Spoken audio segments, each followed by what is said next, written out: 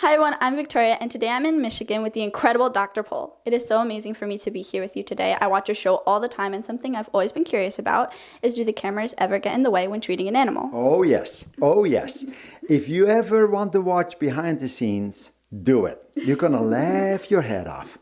Don't forget that all these people in the crew are not from the farm, and they don't know where to stand sometimes. So when we're working on cattle, it is, you're in the way. We got to push them that way. Cat, out of the way. The other thing was, way in the beginning, they would get it to a pen or in a pasture with animals that are not tame enough. You know, you can say what you want. There's a book out that says, don't turn your back on an Angus cow. The same thing, don't get in front of a wild cow. And one of the cameramen actually got bowled over by a cow, but he hurt his shoulders quite bad, and the camera had to be repaired. So ever since that time, I says, nobody gets in a pen with an animal until I get there. So yes, they get in the way sometimes, but they cut it out. And what veterinary school did you go to? I went to the college in the Netherlands, Utrecht University. At that time, not yet, but later on, it was the only non-English speaking veterinary college that was accredited by the AVMA. So the education there was fantastic. Everything has changed. Yes, they are not treating animals like animals anymore sometimes. They think that animals need to be treated on the level of humans, and I disagree with that. That's not how God made our animals. We have to take care of them. We are basically in husbandry, you could call it, but that doesn't mean you can abuse them. That is what it says in my book too. We use animals, but not abuse them. And this is what I'm fighting. Yeah. And what was one of the hardest procedures to learn?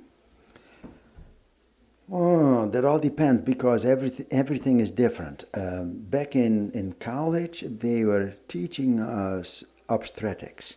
And sometimes that is one of the hardest things to learn. Sutures, they taught us to suture first. So you know how to suture before you can cut, and that's very important. And honestly, this is what I know. Suturing is easy. When I was working in Harbor Beach first for 10 years, and one of my colleagues said, yes, anybody can cut, but Pol comes out like a singer-sewing machine. And it was basically like that. I don't know how I taught myself, but I would have two instruments, scissors in one hand with a needle driver, and then the forceps in this, and I never would put instruments down. I would just flip them back and forth, and yes, that's how I did suturing, and I still do. You inspire so many people, but can you tell me someone who inspires you? We had a veterinarian when I was a kid, and it's in the book also. When I was 12 years old, he picked me up, and he was one of the large animal veterinarians. He was very honest, and I learned a lot from him. And basically, that's how I started to become a veterinarian. If you weren't going to be a vet, what were you going to be and why? I probably would have been a dairy farmer because I want to work with animals, live with animals. We have had just about every animal, and we still have lots of animals. One of the funniest things we had here was a Jersey cow named Elsie. It came here as a calf with a broken leg. And we set it, and then Kathy, my daughter, took it to the fair for a couple of years. It was so tame she had kids riding on her back at the fair. And we bred it, so we started milking her, and it got too busy, so basically I sold her to another lady that had a bunch of Jersey cows. But that's a long time ago. But yeah, that was fun. So, of course, we still have the horses, Frisian horses. These are the offspring, the ones that we imported from the Netherlands.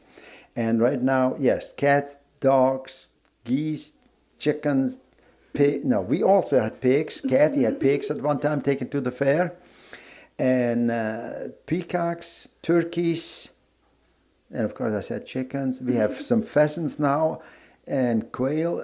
It's a whole menagerie. Yeah. I teach a class about backyard chickens in schools and libraries, and I was wondering if you had any stories about raising chickens from when you were young, or even now. Well, we always had chickens on the farm too. We normally did not let them turn or run loose. They had a big run so they could go outside. They were not cooped up. But right now, the chickens that we have, I turn them loose in the morning and lock them in at night because otherwise I lose chickens.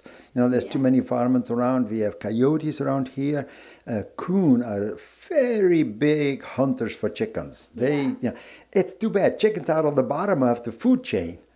So yes, anybody eats chicken. Look at us. And yes, so they have to be locked in. But otherwise, ours are running loose, and yes, the eggs taste better when they are running loose. Backyard chickens, make sure they go outside. Get them the good food. You can get it at any farm supply store. But if they have a run, but they can go outside, so they're not cooped up in the coop, and they get some sunlight, that's about the best you can do. Yeah. Yes. And lastly, do you have any advice for people like me who want to be a vet? Yes. Definitely what you should do is get used to all the work that we do. Volunteer at veterinary clinics. If you want to become large animals, see if you can find one that will take you out on the road. But most of the time you got to be already through high school, maybe beginning college, so you have an idea. But otherwise, small animals, volunteer. Start cleaning cages. Ask if you can be in the surgery room. And there are so many different ways of doing things that it's not a certain way. When I get new veterinarians here, I do not tell them, you have to do it my way. Definitely not. Dr. Emily does surgery completely different than I do. But as long as the result is the same, that you bring an animal back to health or whatever it is, makes no difference how you do it. So, but see what they do and see if you like that. Because once you're a veterinarian and you want to practice, there is not much else you can do. Yes, there are research and a whole bunch of other stuff as a veterinarian you can do. But if you want to practice, that is basically a one-way street. And then it all depends. Personally, I like every animal. So whatever animal comes in here, I will help. Just this morning, animal control from Claire brought in an iguana that they found outside on the road. And they didn't know how to treat it. So I showed them how to force feed it and all that. And he was about 4.5 foot. The tail was about 2.5 foot. But they didn't know how to do it. So, this is how I help them.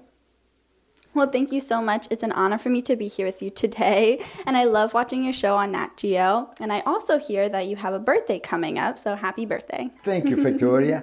And I hope you keep watching.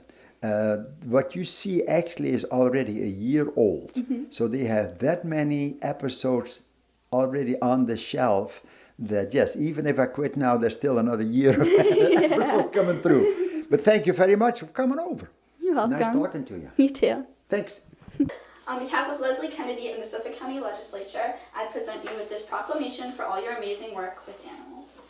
Victoria, that's fantastic. Congratulations. Thank you. You're welcome. You need a hug for that lady. This is unbelievable.